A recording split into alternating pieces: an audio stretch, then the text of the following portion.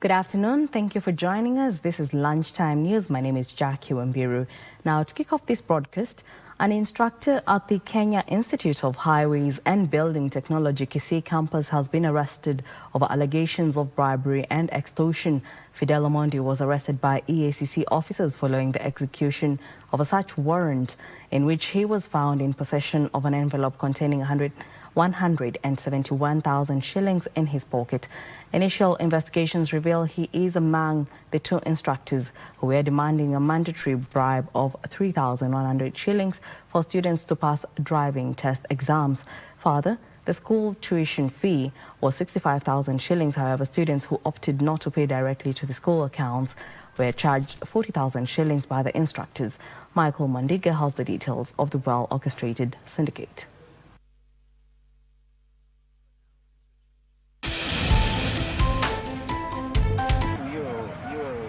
The anti-graft sleuths raided the homes of 3 officials at the institution, as well as the institution's premises, after obtaining a search warrant following allegations of extortion and bribery. The search will reveal a well-structured syndicate to oil their pockets by extorting the public.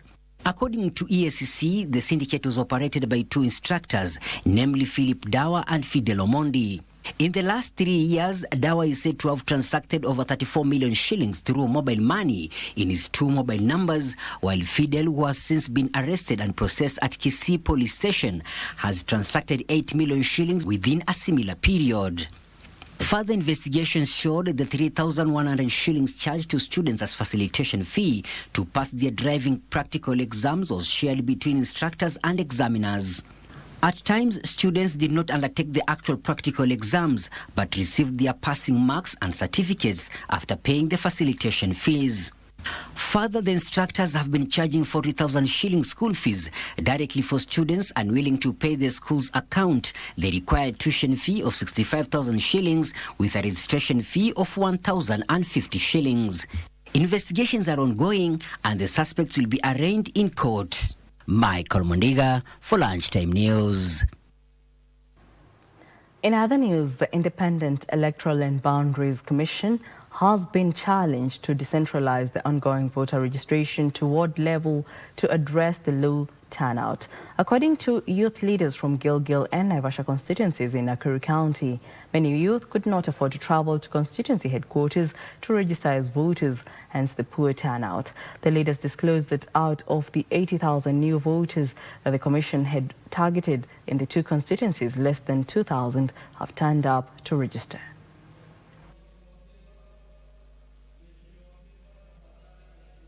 Ningesuggest ya kwamba hii area ya Murndad ward vijana ama hata si vijana, watu wote ambao wanataka kuchukua kura wanatembea muda mrefu sana kutoka maeneo hii kwenda pale Gilgil town ambapo kuna ofisi kuu ya IEBC ambayo inasimamia eneo bunge la ile la Gilgil. Kwa hivyo ni mapenzi yetu ya kwamba walete vituo za kuchukulia kura karibu na wananchi. We request our young people, our fellow Gen Z, tafadhali, ngao yako ni kura yako na kura yako ndio ngao yako.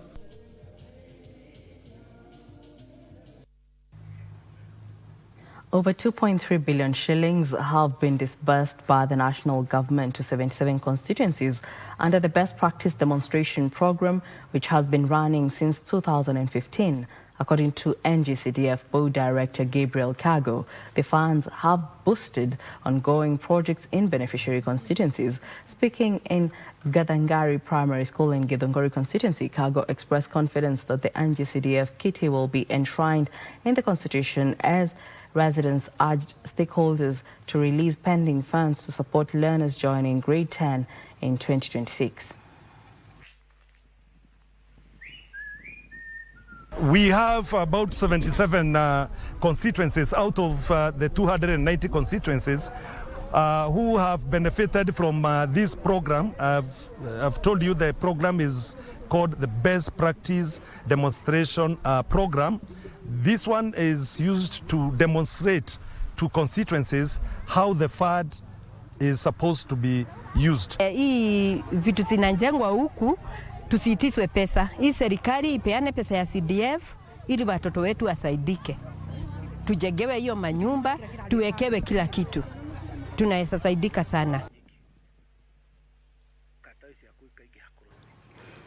Access to justice in Khwisero constituency of Kakamega County has received a major boost following the reopening of a local court which has undergone full renovation. Speaking during the unveiling of the facility, Senior Butere Court Judge Edwin Wasike said the Butere Law Courts had been grappling with a heavy backlog of cases, forcing residents to travel long distances for judicial services. He noted that the revamped Khwisero Court will now ease pressure of the Butere Courts, reduce delays and prevent cases from collapsing due to lost evidence.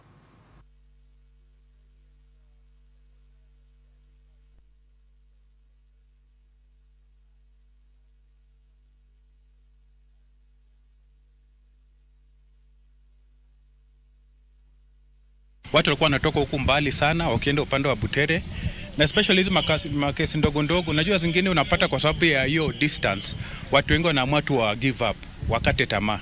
Lakini kwa vile sasa imekuja hapa hivi, hizo kesi zote itapunguza hiyo kitu inaitwa backlog, kwa sababu sasa wananchi wa Khwisero watakuwa wanahudumiwa hapa. Koti ambayo iko fully fledged.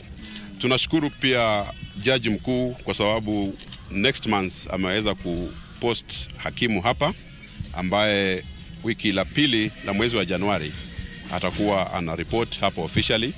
Hii ni miongoni mwa ile mikakati tuko nayo ya kurudisha huduma za serikali karibu na wananchi wa Khwisero.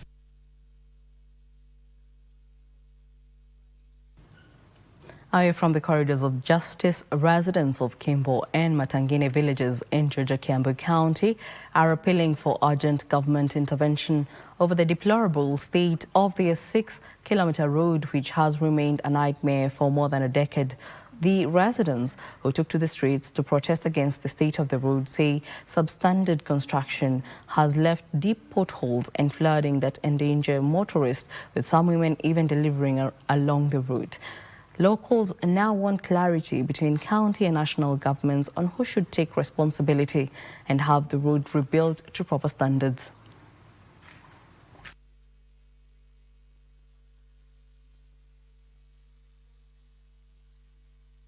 Barabara imekuwa hata kitu shock. Hizi shock za pikipiki hazikai. Tunabadilisha kila mwezi. Mafuta ndio alikataa kuangusha, alafu bado barabara wataki kutuundia. Hata sisi wa mama siku hizi watu wa dudhi ama tuktuk, hatubebwi na tuktuk, hatubebwi na dudhi kwa sababu hii mashimo ni mingi sana.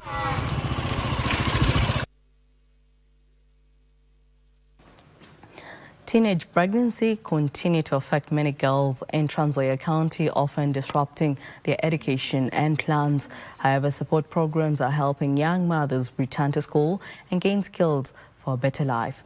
One of the beneficiaries, Noleka Wanambuko from Luya village, who became pregnant while in school and struggled with her 2022 Form 4 exams. After staying home for 2 years, she received support from a local bank foundation and enrolled at Capacity Training College in Kitale. Stakeholders praised her resilience during the institute's graduation ceremony, calling her a symbol of renewed hope for girls affected by early pregnancy. Walikuwa kama class 8 na wakapata mimba na wakatoka. So tumewaleta, tumewafunza, tumewapea skills. Na hata wengine tumewa encourage kuja na watoto wao kwa darasa. Hiyo ndio wakuwe na amani ya kusoma vizuri.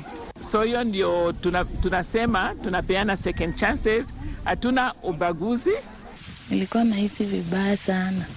Nikisema ni mimi tu peke yangu kwa hii area ndio sijajoin college. Kakaa tu nikiomba Mungu, nikisema Mungu nifungulie hata pia mimi nani mtu atokee mahali anisupport. Sikukata tamaa, yenyewe Mungu akanisaidia, akaniletea opportunity ya KCB Foundation.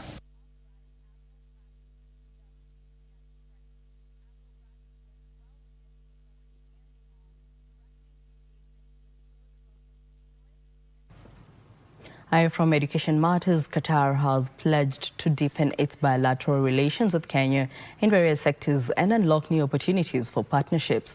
This was revealed during the anniversary of the National Day of the State of Qatar dinner reception held in Nairobi. Top government officials, members of the diplomatic corps, political and religious leaders gathered as Qatar commemorated its anniversary of the National Day at its embassy in Nairobi, hosted by Qatar Ambassador to Kenya, Mohammed Mutair Al-Enazi. As you know, there is good relationship between the State of Qatar and the Republic of Kenya. We look forward to make relationship stronger than before. It is here that he revealed Qatar will continue to deepen its bilateral relations with Kenya. Ambassador Al-Enazi said to date there are more than 75,000 Kenyan citizens working in the state of Qatar in various sectors. Up to now, Qatar hosts about 75,000 Kenyan who worked in many different sectors in the state of Qatar.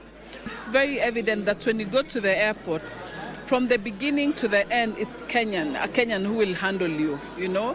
Kenyans to know how to speak Arabic language and other languages so that they can benefit best in those countries they are going to. Kenya's Cabinet Secretary for Investments, Trade and Industry, Lee Kinyanjui, attending the event, said the two nations will redouble their efforts towards investing in a skilled workforce. We also want to look at the skilled areas, not just in the area of the unskilled. So there are many areas that are coming up, and I think all I can say is that the relationship between Kenya and Qatar in the coming days looks bright. Kinyanjui further said the two nations share a vision in tourism, cultural and economic transformation through investment, innovation and trade diversification. We need to find a way of partnering to ensure that our tourism is doubled. We currently have 3 flights every single day from Doha to Nairobi, which means in terms of connection, it is probably one of the areas that is best connected. Sentiment echoed by other leaders who attended the event. Qataris are strong. They have maintained their culture and heritage. And I think for Kenyans, we also need to venture into cultural tourism.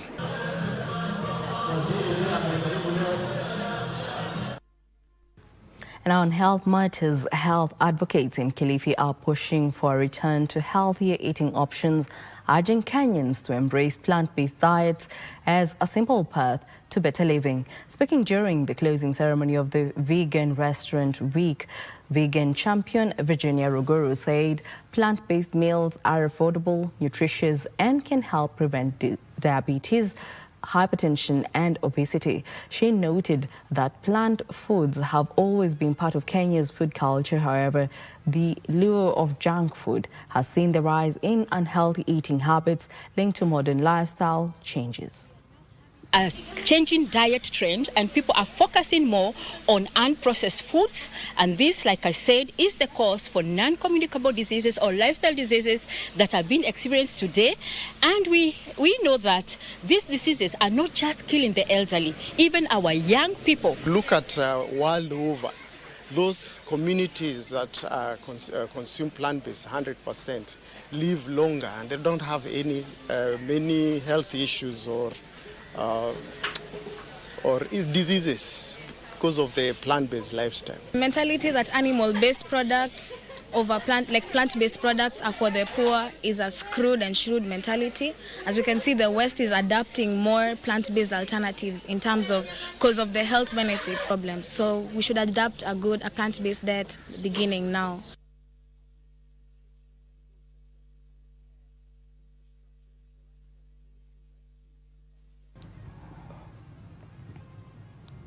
Now, still on the corridors of justice, 5 suspects, Teddy Otieno, George Irungu, Henry Onyango, Julius Genera, and Samuel Ndegwa were arraigned at Makadara Low Court before Chief Magistrate Beatrice Kimemie, charged with conspiracy to commit a misdemeanor.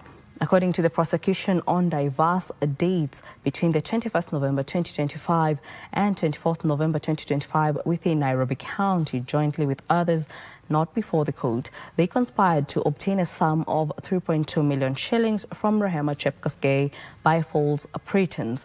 They Both denied the charges and were freed on a bond of 500,000 shillings or an alternative cash bail of 100,000 shillings each. The hearing date for the case has been set for 26th of June 2026.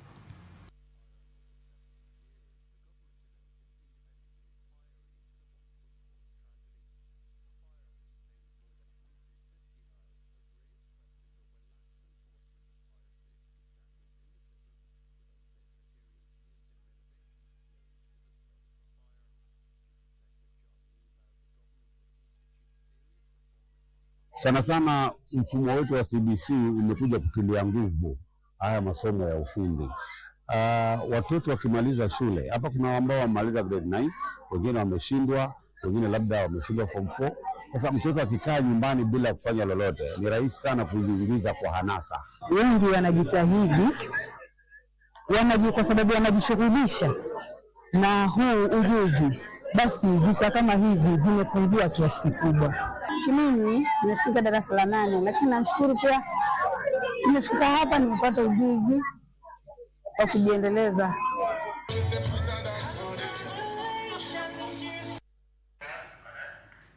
Well, we do apologize for that. That was Indiana, where 20 girls graduated with tailoring qualifications after completing a free training at a vocational college. We shall be running that report from the courtrooms. Now, in a separate report, despite near to failed short rains, tens of farmlands along the Maindainto River in Matulungu, where in Matungulu, Machakos County, are beaming up with assorted crops at different stages of maturity. This is after residents embarked in restoring the seasonal river to save themselves from the ravaging effects of drought. More of this in the County News Roundup. The situation changed this year after the community worked closely with the development agents to install 7 sand dams across the river. The project is said to benefit around 15,000 residents in. Watu wanazidi kufaidika sababu wanaendelea na kulima. Hapo mbeleni hawakuwa wanalima sababu maji yalikuwa nakauka. In Nandi County, the Policy Holders Compensation Fund, a state corporation and a national treasury, is calling on all individuals who may have locked their claims but have not yet received their compensations to directly contact the body for their relief funds. Tafadhali kama uko na shida ama unajua mtu ama either relative, shangazi yako ama mtu yeyote ako na hiyo shida kwa hizo kampuni 4, tafadhali mwambieni akuje Policy Holders Compensation Fund ili tuweze kumfidia. Meanwhile, in Migori County, people with disabilities are urging the county government to enhance the inclusion in key development activities and decision making. Support us in every area that we need you, because we know there is an allocation for that. So please allow us as we speak, let our voices be heard. Elsewhere in Thika, the judiciary has stepped up efforts to fast-track children-related cases following the introduction of a new law aimed at strengthening the protection of minors. I implore upon us to join hands in implementation of these laws for the welfare of our children. Every child's voice matters, their safety matters, their future matters. Finally, in Tana River County, residents of Chara and Shirikisho areas in Gasen constituencies have raised concerns over some members of the Community Forest Association engaging in illegal logging. Ila miti ambao wanakatwa tulizingira sisi wenyewe na tulikuwa tumezingira tukijua manufaa yake. Lakini hivi sasa CFA imekuja, hatujui maana CFA yanafanya nini wala maana FA. Watu wanasidika kivipi? Wanakata mbao wanauza. Kenya joined the world in marking World AIDS Day with both progress and fresh concerns in the fight against HIV resonating across the country. Our reporter Arun Mari now brings us a roundup of how the day was commemorated across different counties.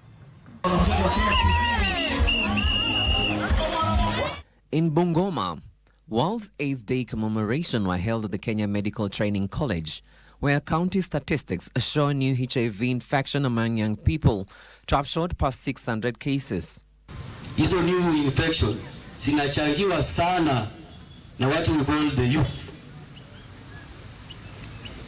Hapo umeona, doesn't take home message. Within where you sit, kwa manyumba zenyu, sisi sasa ni mwili tu labda ni ndogo, lakini I'm not a youth. But niko na youth. In Isiolo County, official and community groups marked the day by calling for empathy and shared responsibility for the people living with HIV. 2 out of every 100 residents in Isiolo are living with HIV, most of them women. Ukiangalia hizo prevalence rate, utajua kina mama ndo wameambukizwa zaidi kwa sababu ya kile tunaita biological makeup. Wao ndo wako kwa hiyo receivership. Na mara wao ndo wameachwa, wengi wao ni divorcee, wengine wamekuwa separated. Kwa hiyo hali pia wanakuwa at risk. In Migori County, the day was commemorated at Masara Primary School against the backdrop of worrying statistics, with 99,510 people living with HIV. Migori is among the country's most affected regions. The county recorded 1,572 new infections this year alone, second only to Nairobi. Majority of those who are bringing new HIV are young people. And that's why the theme for this year is focusing towards them, because we are having one goal, one race as we end triple threat. The Vice Chancellor. And in Kisii County, the mood was mixed, celebratory yet cautious. New data shows HIV prevalence have dropped sharply from 8.9% to 3.8%, placing the county slightly above the national average of 3.3%. We are supposed to continuously engage, create awareness, tell our people to go for testing, so that once they are discovered, testing, as you have heard, must be a continuous process, so that when you are discovered to have having this particular disease, you are put on ARVs. It can be viral, it can be suppressed if it is discovered on time. That is Busia County. Busia County has reported 800 new HIV infections, with 302 cases among teenagers, raising fresh concern among health officials. County STI and AIDS Coordinator Constant Were is urging increased funding for youth-friendly services to address infections driven by stigma, peer pressure and misconceptions. Integration wakati imeanza, youth wengi hawajakumbatia integration, lakini sisi kama wenye tuko na vikundi tunataka tuhamasishe hao vijana wakubali integration, kwa sababu ufadhili ulitoka na services lazima ikuwe integrated, na hiyo tu ndio option, hakuna option nyingine. So wakati tunakutana na vijana tunawahamasisha integration iko na for their own benefit. Finally, Homa Bay County has reported major progress in reducing HIV infections, with new data from the National Syndemic Diseases Control Council NSDCC showing a significant decline in prevalence from 15.1% in 2023 to 10.6% in 2024. We have made gains, but if we stop it at that, then we stand a very big risk of this coming back again, being a bigger threat. So we urge the residents of Homa Bay County to get to know their status by seeking HIV tests wherever they are. As World AIDS Day marked yet another year of gains and setback, Kenya cannot afford complacency. Reporting for Lunchtime News, I'm Aaron Marie. And now we turn the spotlight on John Kionga Munyes, son of Turkana North, who rose from tending goats in Lokichar to the corridors of power. Let's take a look at the cabinet highlighting John Munyes.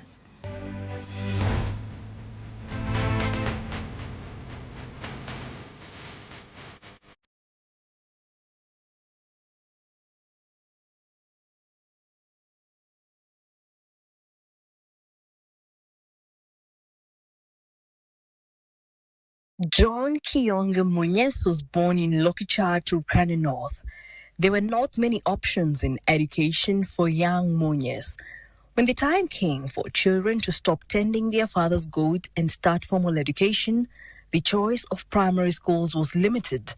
One of the available choices was Lokitown Primary School, where Munyes started his elementary education. Transitioning from primary to secondary school was not an easy choice to make. Having completed his primary education, Munyes was among the few who proceeded to secondary school, proceeding to Lodwar High School for secondary education. It is here that his true sense of purpose was born, and after high school, he went straight into charity work. His journey in charity broadened his horizons and enriched his experiences. He worked for several non-governmental organizations at this time, including the United Nations Education, Scientific and Cultural Organization, Oxfam, and Practical Action, and for the Catholic Church.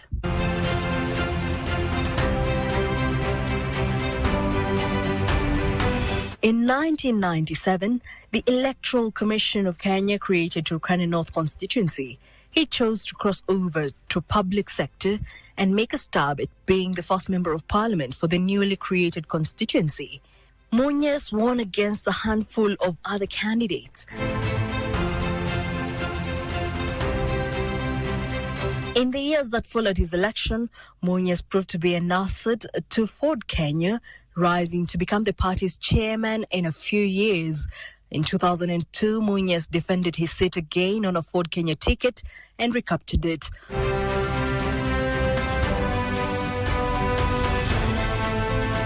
In 2003, he was named as Assistant Minister in the Ministry of Water and Irrigation. After a cabinet reshuffle, he was appointed Minister in the Office of the President in charge of special programs. As Minister, he was responsible for making sure Kenyans emerge from the famine with as little damage as possible. In the run-up to the 2007 polls, Ford Kenya supported a Kibaki candidacy and later formed part of the coalition parties that eventually made up the Party of National Unity. He campaigned for his re-election and was re-elected. He was named Minister for Labour. His longest stint was as Labour Minister, a position he held for 5 years that followed the formation of the Government of National Unity, as the coalition government was officially called.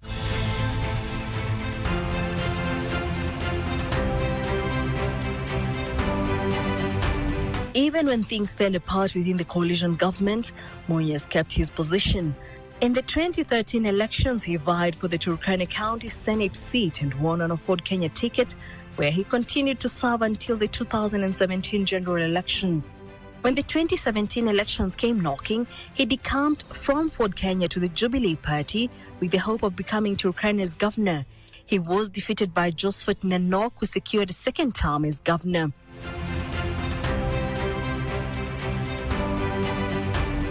Munyes challenged Nanok's election in court.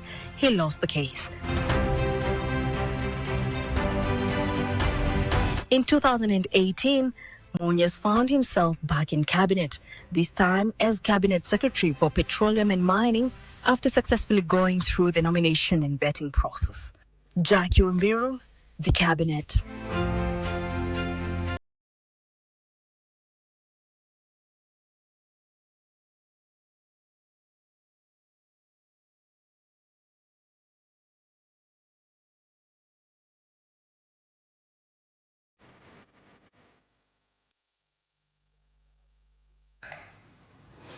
We now take a short break. We'll be back with more news. Don't go too far.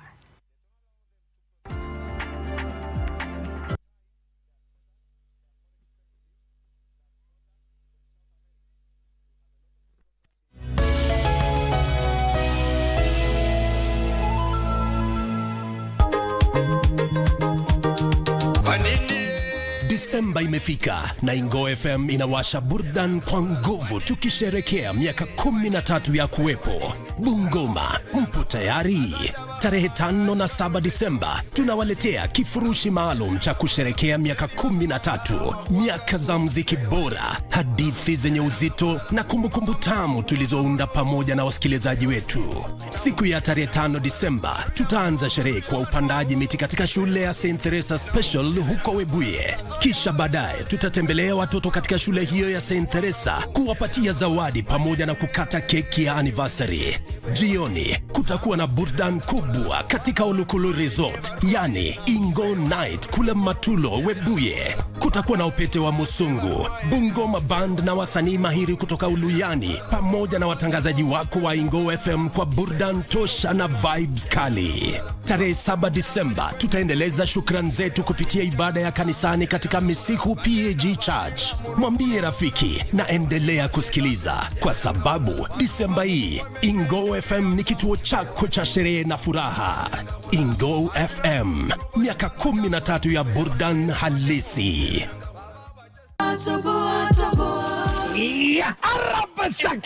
Alisema hiyo nyungu ilala hapo siku 3.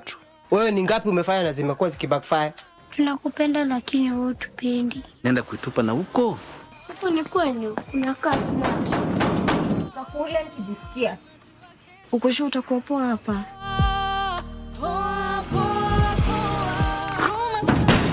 Auntie, nimeenda kuangalia patient fulani huko nikapatana na watu huyu wakikimbia wakisema ni Juliana. Good morning, mommy. Mommy ni nani? Get busy. Smile.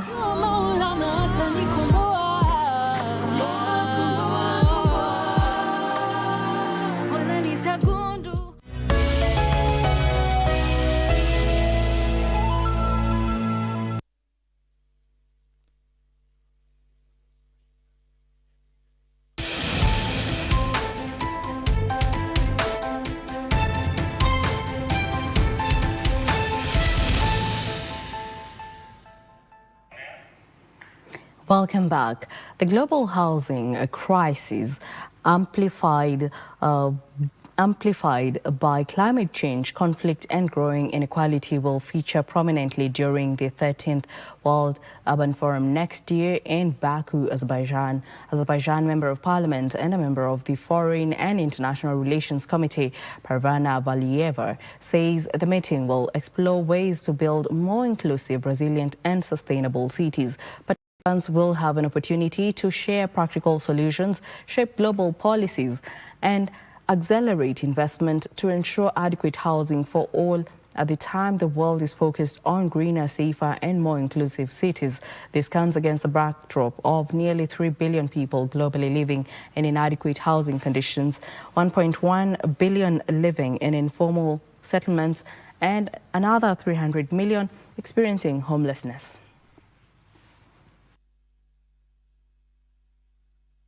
Participants participate this event. It plays a vital role in advancing sustainable development goals. And Azerbaijan will host WOOF 13 at the concept on housing crisis, housing the world, safe and resilient cities and communities. Objectives of this event are elevate the global housing crisis, foster partnerships and encourage financial and political commitments, showcase practical solutions and successful models.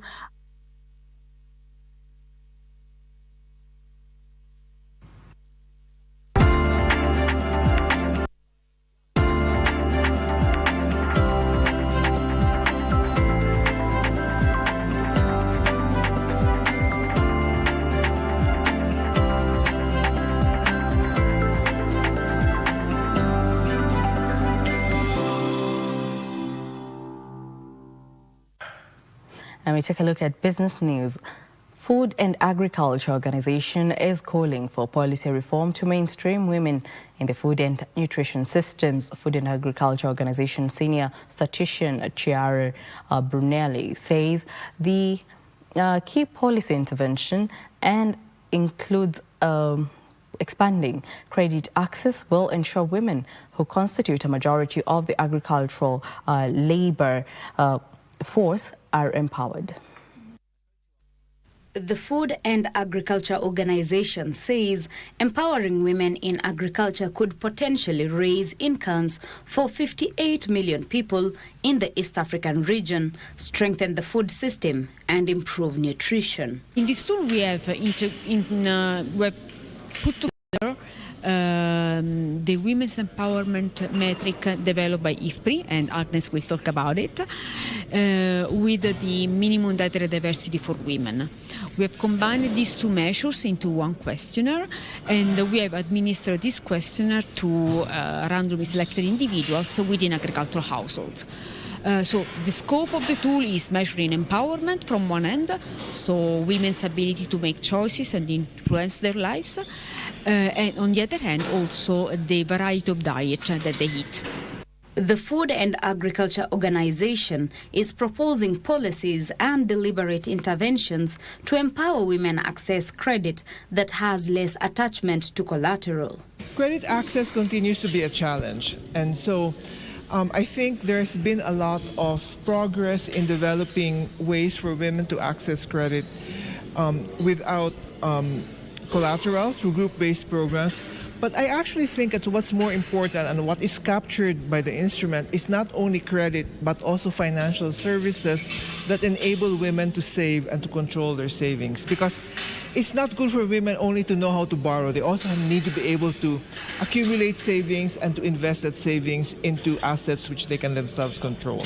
Brunelli is challenging women to save a portion of their earnings to increase their credit worthiness. Women are definitely more vulnerable than men from different point of view in terms of decision making, but also in terms of access to food. So what we want to do is to quantify somehow the status of women vis-a-vis men, be able to compare these two groups, and make sure that policymakers have access to empiric findings.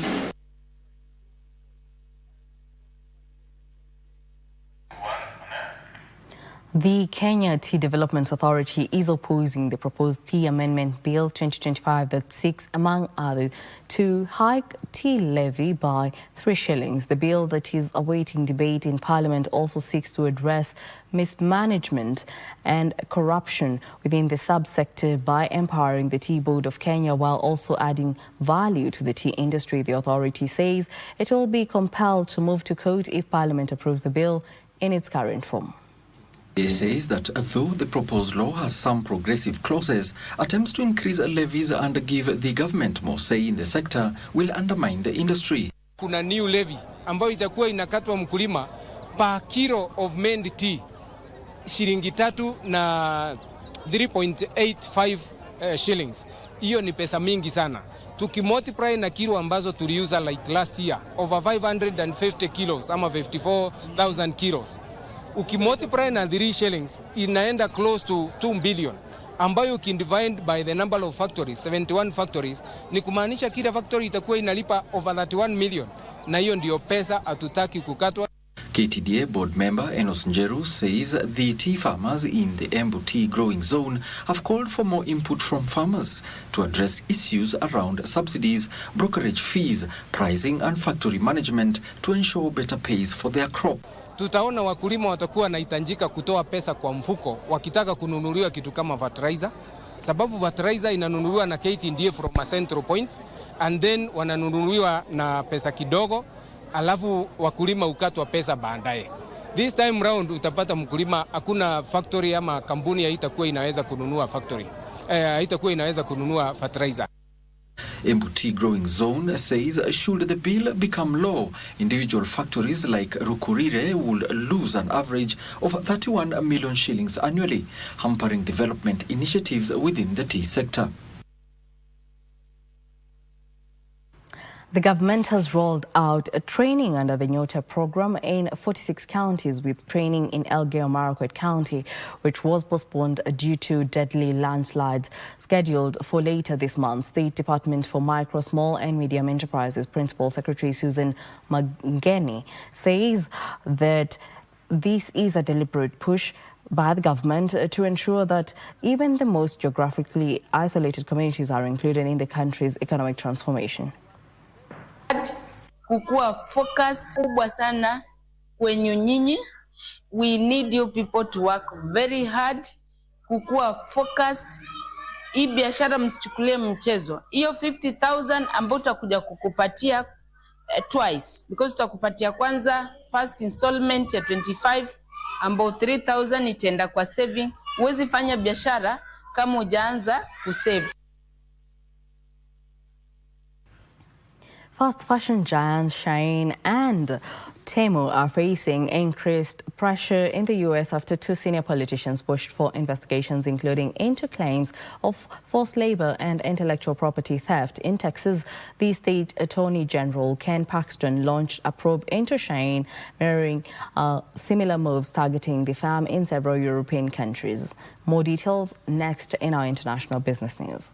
Seriously, the BBC has also contacted Temu for comment. The retailer is headquartered in Singapore, but most of the goods sold on its platform are made in China, where it was founded.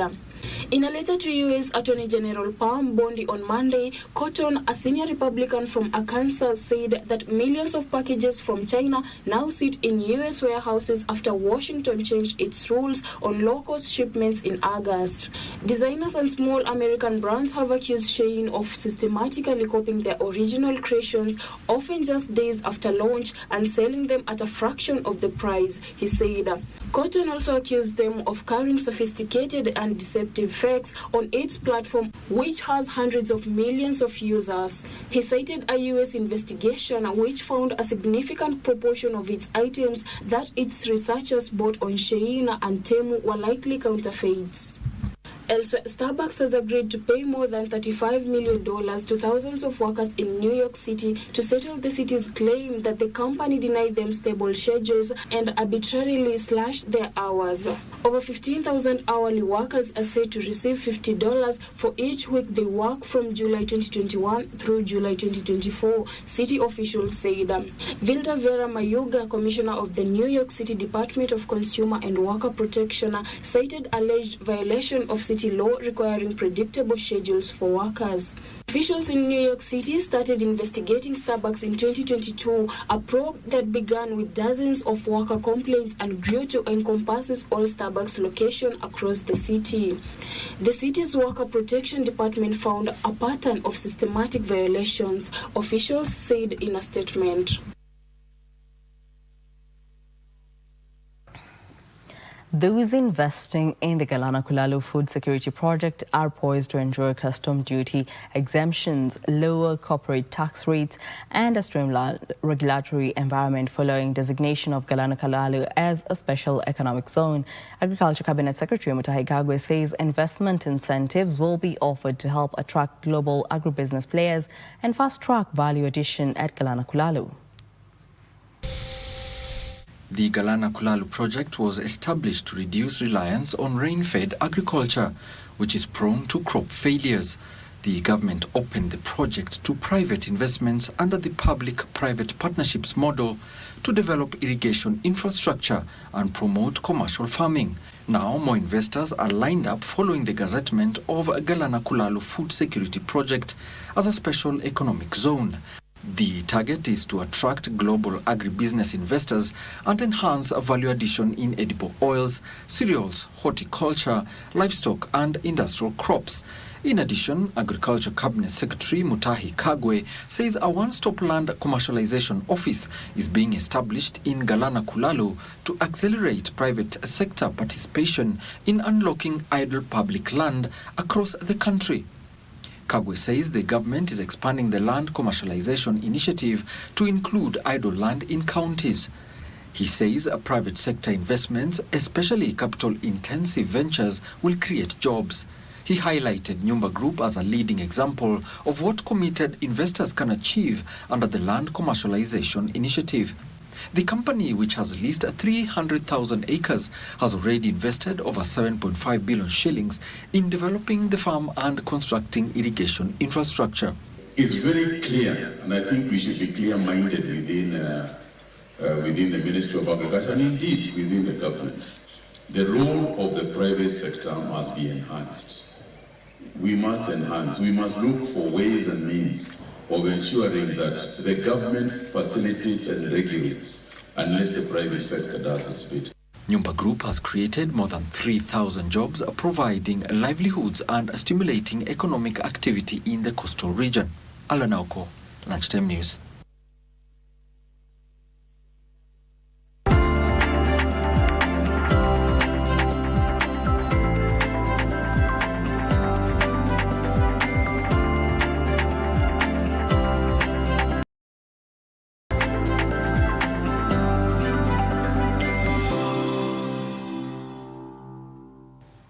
And now we take a look at sports news, where the ongoing construction of KBC Stadium in Tharaka Nithi County is expected to be complete in March 2026. Sports Principal Secretary Elijah Munyes said the construction of the facility is nearing completion, with 70% of the work already done.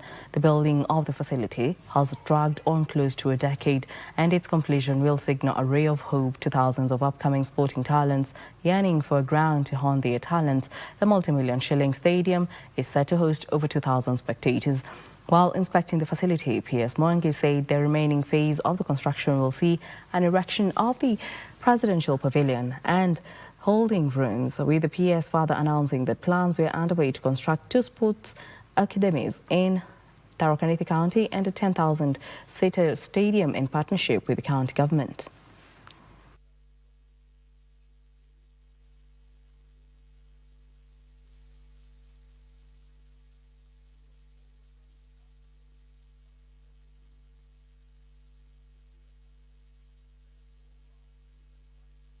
We have requested that the contractor to mobilize, get more people so that he can ensure that we are done with this playing field to be the standard that we need.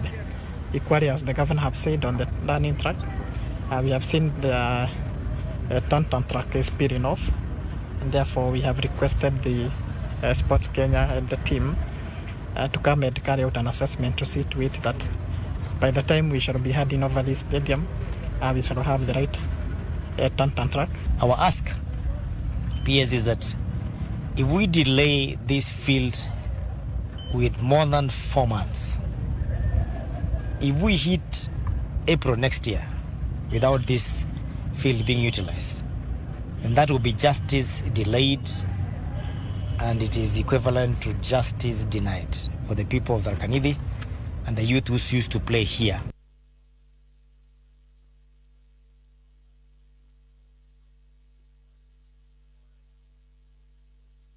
Jamie Vardy scored his first double in Serie A to help Cremonese beat high-flying Bologna 3-1. The former England and Leicester City forward goals inflicted a first home defeat of the season on Bologna, who would have moved 1 point behind joint leaders AC Milan and Napoli with victory.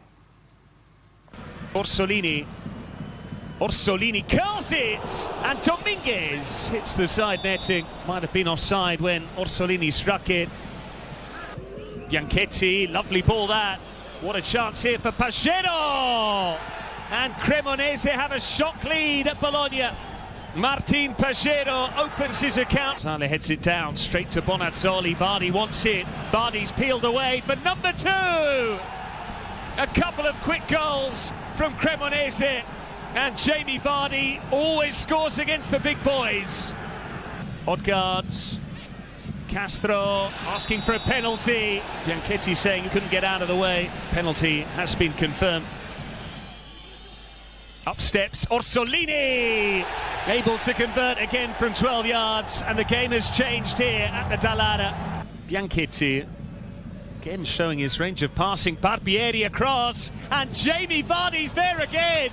His first brace in Italian football as he restores Cremonese's 2-goal cushion. Those striking instincts never die.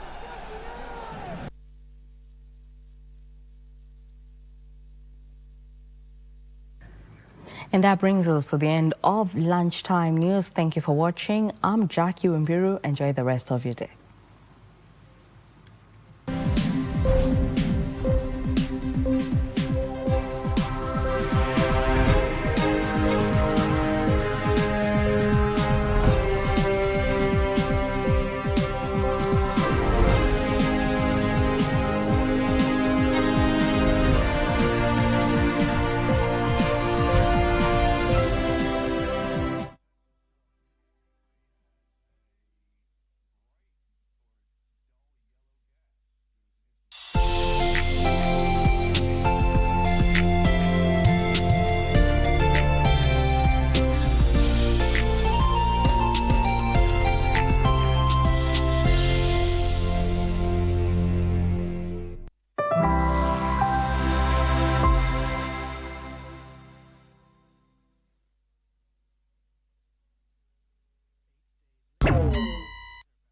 We all want to have a healthy and sustainable lifestyle, right?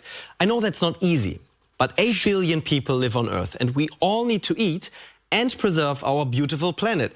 Is it even possible to do both? Yes, using tech. And smart farming is our topic on Shift today. There's no future without sustainable farming. To help farmers grow more food with less chemicals, there are many startups that use data analysis to examine everything, from soil conditions to climate changes to the most efficient ways to use fertilizer. So far, however, this data is not equally accessible to everyone. For instance, when it comes to data from space. Satellites are rarely gathering info from sub-Saharan Africa. A Kenyan startup wants to change this, using artificial intelligence. This farmer from Nyeri, Kenya has been working with satellite images to increase his crop yield. He is supported by a startup specializing in eco-friendly technology from the capital Nairobi. Their goal?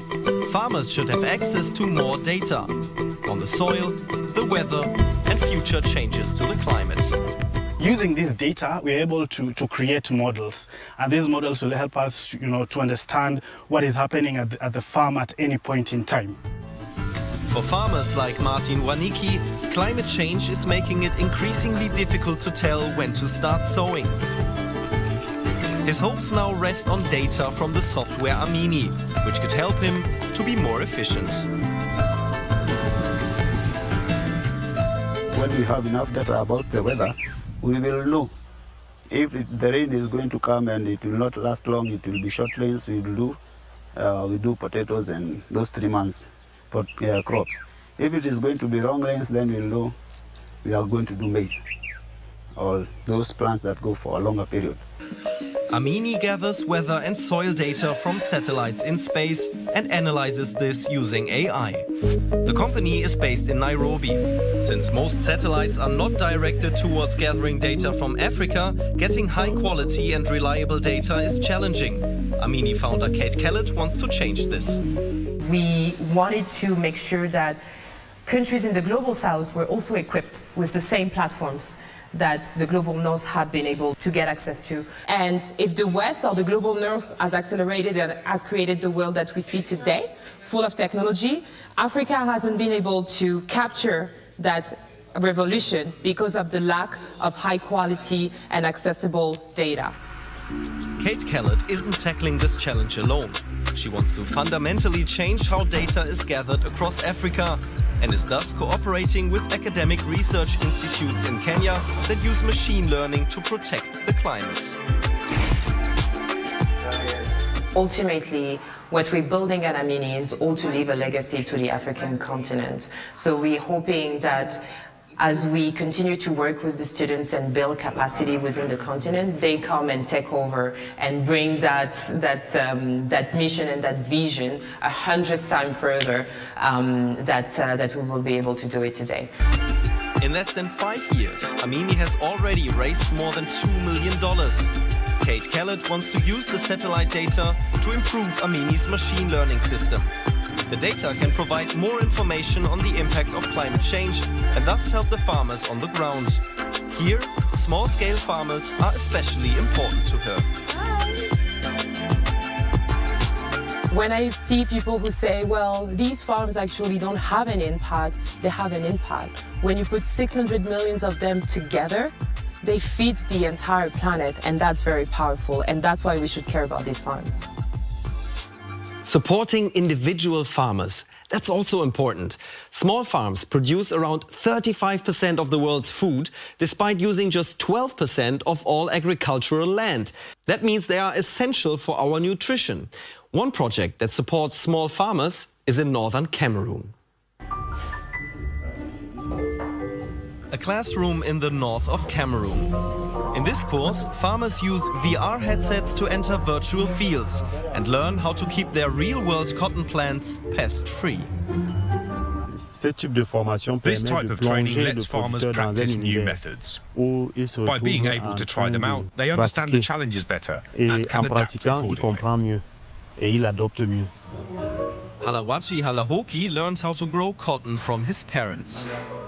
Now he'd like to try new methods and expand his skill set. The VR headset lets him train on a virtual cotton field. Here, he can zoom closer to the plants in order to spot potential pest infestation that could harm the plants. Another valuable lesson from the course is that spiders, who eat caterpillars, can be helpful for pest control. It feels like you're inside the video on the fields and can observe what's happening. It's been really helpful for us, for me. In this virtual world, the farmers also learn how to produce biological pesticide spray by mixing ground neem seeds with water, vegetable oil and a bit of detergent. Not only is it more eco-friendly and less harmful to humans than chemical pesticides, but it's also much cheaper. All the techniques taught in VR precisely resemble real-life situations. Immersive learning is also cheaper than regular training, as there are no costs for transport and accommodation. The Cameroonian cotton export company Seau de Coton also profits from well-trained farmers.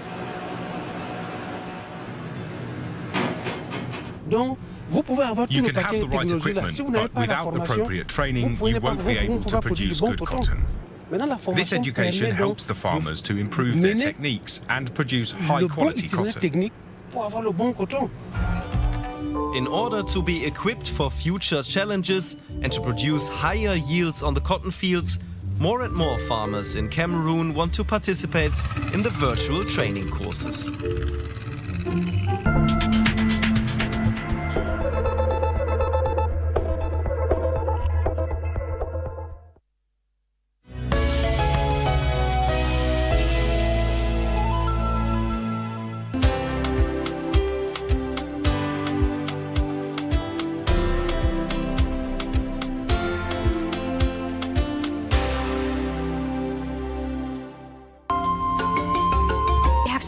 Programs still waiting to invite Xiangxiang to join them.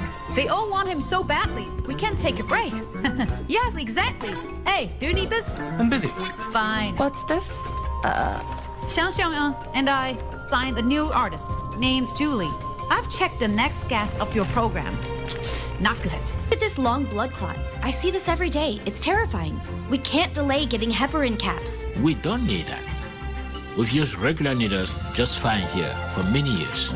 But these heparin caps are used all over the world. Child's life is important, but the mother's life is also important. Go find the Chinese company. See what kind of quote they will give you.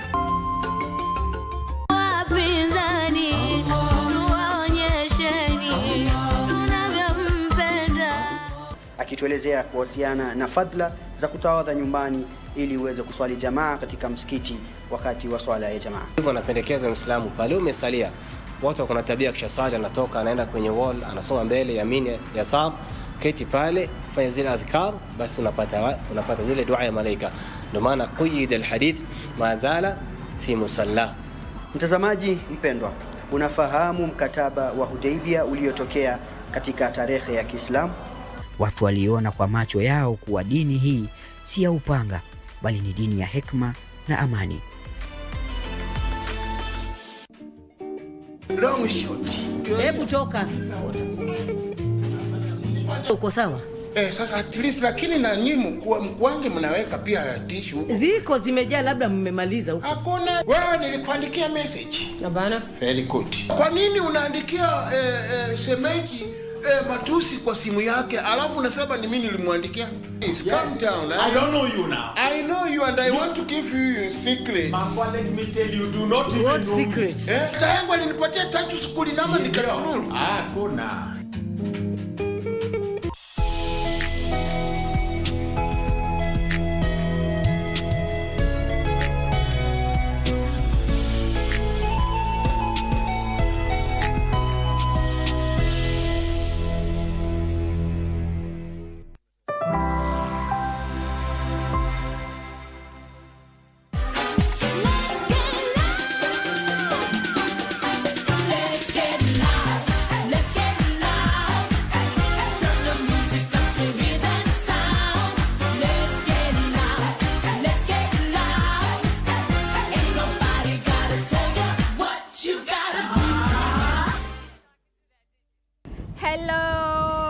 Hello, December. Hello, December. We are finally in the final month of the year 2025. How are you? What do you do, man? Yeah, it's December. Listen, watu hiyo wamefunga shule, watu wanafunga job. Sherehe ndio imeanza. Sherehe nakwambia, tumeingia officially ile month ya sherehe. Nakwambia events ni back to back. You let us know where you want us to come to. Tutakuja. Wewe sema tu location. That's what's up. And then ipia ni ile mwezi ya, Soul Fest Ashake. It's going to be a beautiful month. It's going to be an absolutely beautiful month. Matters entertainment. And you know that we as Grapevine are your plug to all these events. So better keep it right here. My name is Vivian Dago. You can simply just call me Miss V. Jack Mula the Party Daddy. You can call me Papi. And you know what this right here is? Grapevine.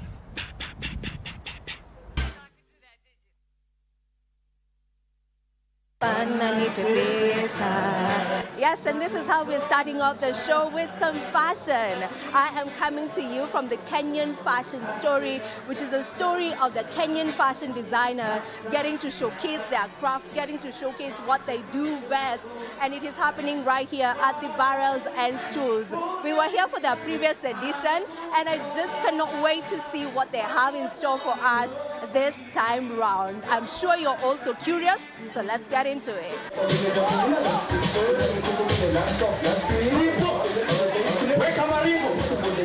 Barrels and Stools came alive this past weekend as fashion lovers, creators, and enthusiasts of fashion generally gathered for the Kenyan fashion story. A one-of-a-kind fashion showcase celebrating Kenya's creative spirit.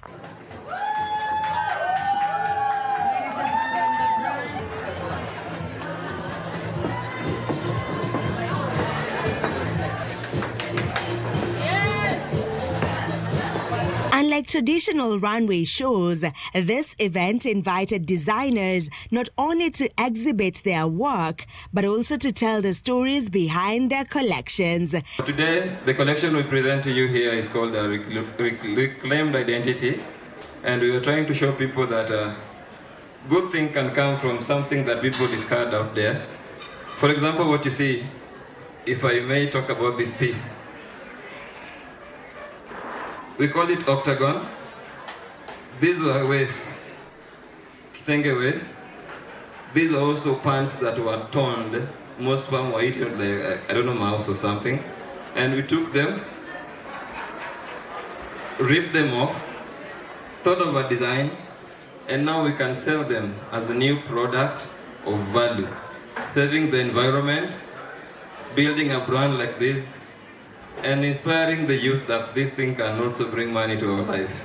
Guests were treated to a uniquely intimate runway experience where each collection unfolded like a chapter in a living storybook.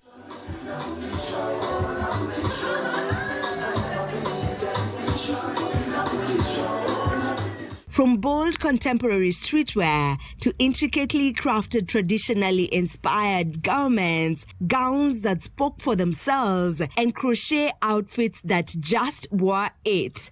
Each designer shared the narrative that shaped their creative journey. So Kenyan Designs is a luxury fashion brand that celebrates individuality through handcrafted fashion. We blend traditional artistry with modern style, improving every design with beads and sequins. Each design is crafted with passion, precision, and a deep respect of creativity. The audience watched as models walked the runway not just wearing outfits, but carrying stories, tales of heritage reimagined, dreams materialized, and Kenyan creativity proudly stitched into each seam.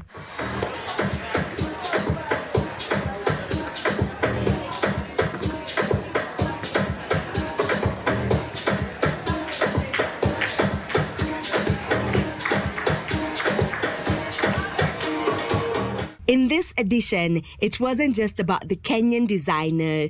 Ingrid Owor, who is the curator of the fashion event, also brought in designers from our neighboring countries, including Uganda and Rwanda. My name is Munyes. So I am from Rwanda. I'm a fashion designer. This is the collection of 2025. I'm showcasing here in Nairobi. December we are going to showcase it in Kigali, Rwanda.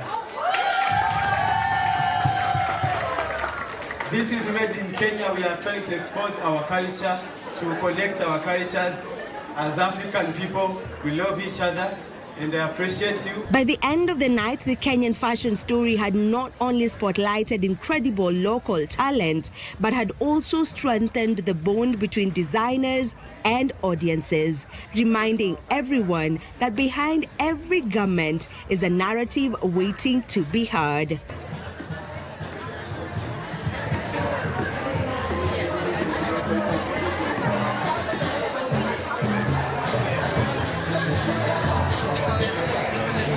With its warm energy, inspiring conversations, and unforgettable creative moments, the event marked another beautiful step forward for Kenya's fashion scene. I was never meant to be a designer. I was only meant to be a model coach and someone who elevates people in the industry. So through my fashion show production, I'm elevating the youth, I'm elevating creatives. So Nilotica was just an idea, like after you've been around so many designers, watched so many designs, and then you're like, you know what, let me also give it a shot, but also through my genetic background. Not everyone understands art, and if you tell someone or you try explaining to them, they'll easily understand it and get more familiar to it than just showcasing something. But if they get to interact and get a more personalized way with their fashion and their creations, they get more understanding of it and appreciate it better. So this show, for me, I feel it's a better way of understanding designers' perspective and also our creativity. It's easy to explain it. I mean, I come from the modeling world, so fashion is something that we all in the modeling world appreciate. But I also appreciate local fashion. Like what I'm wearing is local. We need to do more with fashion. It's a big employment opportunity. When we talked about reviving Rivertex, the first thing I did was to do a fashion show using only Rivertex fabric.